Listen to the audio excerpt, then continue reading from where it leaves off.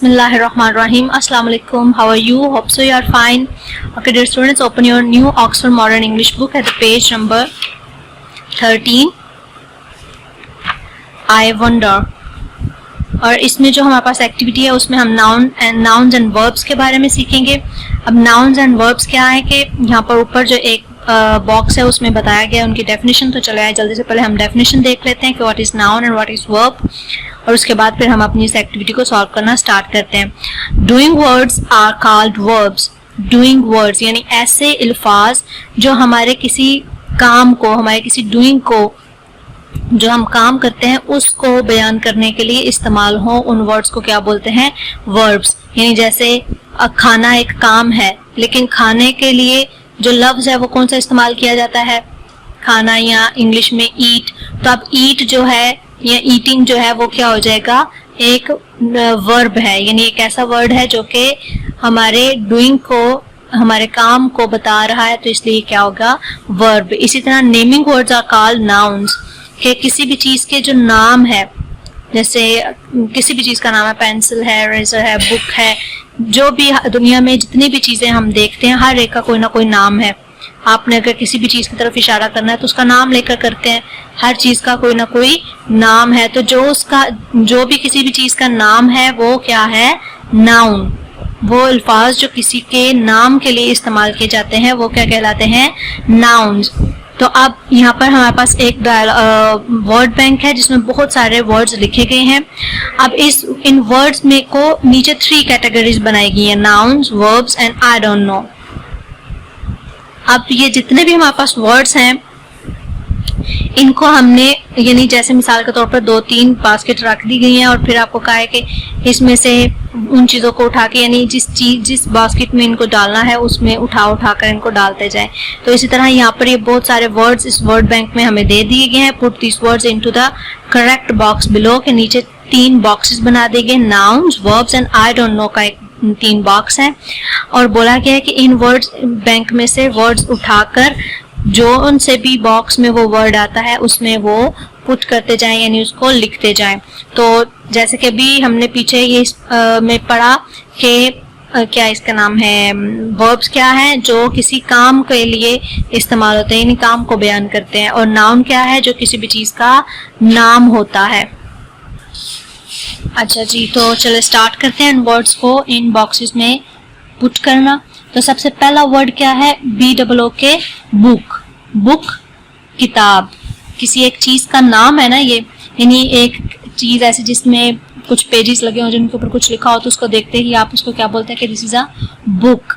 तो बुक क्या है? नाम है. तो बुक किस बॉक्स में आएगा?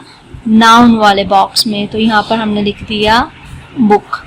उसके बाद मैन. मैन भी एक नाम है कि किसी भी आदमी को आप मैन बोलते हैं, तो मैन भी नाउन में आ जाएगा.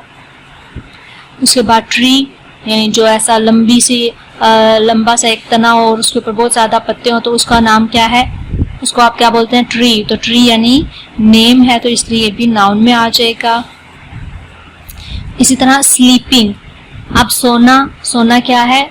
एक काम है, यानी सोते हैं आप. तो स्लीपिंग कहाँ पर आ जाएगा? वर्ब में, क्योंकि काम जो है वो क्या कहलाते हैं? वर्ब. इसी तरह एट मीन खाना, तो ये भी एक काम है, तो ये भी वर्ब में आ जाएगा. इसी तरह सी यानी देखना, किसी चीज की तरफ देखना, ये भी जो है काम है, तो ये भी वर्ब. हाँ जी, तो ये सी जो है ये हमारे पास क्या था? वर्ब था. तो इसको भी हम देखना यानी वर्ब है, तो इसको भी हमने वर्ब वाले बॉक्स में लिखा. नेक्स्ट है जी फिश, यानी ऐसी मखलूक जो कि पानी में रहती है और जिसके मुख्तलिफ बॉडी पार्ट्स वगैरह होते हैं. एक खास शेप है जिसको देखते ही आप क्या बोलते हैं कि ये क्या है? फिश. तो फिश क्या होगा? एक नेम है, तो इसलिए ये भी कहाँ पे आ जाएगा? हमारे पास नाउन वाले बॉक्स में. और उसके बाद कार्ट क्या है? ये भी हमारे पास नाउन है. और उसके बाद फैसल भी नाउन है, क्योंकि ये एक शख्स का नाम है, किसी भी लड़के का नाम है, तो ये क्या हो जाएगा जी? फैसल नाम हो जाएगा. स्वयं जो है वो हमारे पास वर्ब है. और उसके बाद कालिंग भी हमारे पास वर्ब है यानी बुलाना वगैरह। उसके बाद शोइंग, ये भी वर्ब होगा यानी किसी को कुछ दिखाना। उसके बाद लुक्ड यानी देखना, ये भी वर्ब है, उसको भी हम वर्ब वाले बॉक्स में लिखेंगे। उसके बाद आस्क, आस्क भी हमारे पास क्या हो जाएगा जी, वर्ब यानी पूछना किसी से कुछ चीज़ का, ये वर्ब हो जाएगा। उसके बाद लैम्प है, लैम्प जो है वो नेम है तो ये हमारे पास नाउन में आ जाएगा यानी एक चीज़ का नाम है तो इसलिए ये नाउन में आ जाएगा। फील, फील का मतलब क्या है, महसूस करना, तो ये महसूस करना किसी चीज़ को, ये भी क्या हो जाएगा, ये भी काम है, वर्ब है, तो ये क्या आ जाएगा यहाँ पर वर्ब वाले बॉक्स में, फील।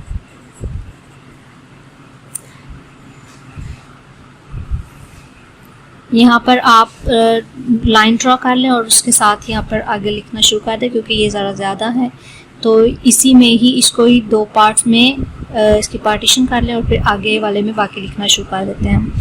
खैर तो यहाँ पर फील तक हो गया था। Next Sadaf, Sadaf is also name, तो ये भी किस में आ जाएगा, हमारे नाउन वाले बॉक्स में। और उसके बाद सिंग, सिंग मतलब कुछ गाना, तो ये क्या आ जाएगा, गाना वर्ब है, काम है, तो ये वर्ब वाले बॉक्स में। बॉडी, बॉडी यानी जिस्म का, जिस्म को हमारे जो पूरी जिस्म है उसको हम क्या बोलते हैं, बॉडी, तो ये भी एक नेम है इसलिए ये भी क्या कहाँ पर आ जाएगा, नाउन वाले बॉक्स में। नाउन वाले बॉक्स के भी आप पार्टीशन कर लें और उसमें भी 2 कॉलम बना लें। उसके बाद है टच्ड, टच यानी छूना, तो किसी चीज़ को छूना ये भी एक काम है तो ये टच भी हमारे पास वर्ब में आ जाएगा। उसके बाद टैप, टैप जो है ये भी हमारे पास वर्ब में आ जाएगा यानी न्यू थपथपाना या दबाना किसी चीज़ को, ये टैप कहलाता है यानी हल्का हल्का सा दबाना, तो ये भी वर्ब में आ जाएगा हमारे पास टैप जो है। उसके बाद है वाटर, वाटर जो है ये पानी का नाम है तो इसलिए ये नाउन में आ जाएगा।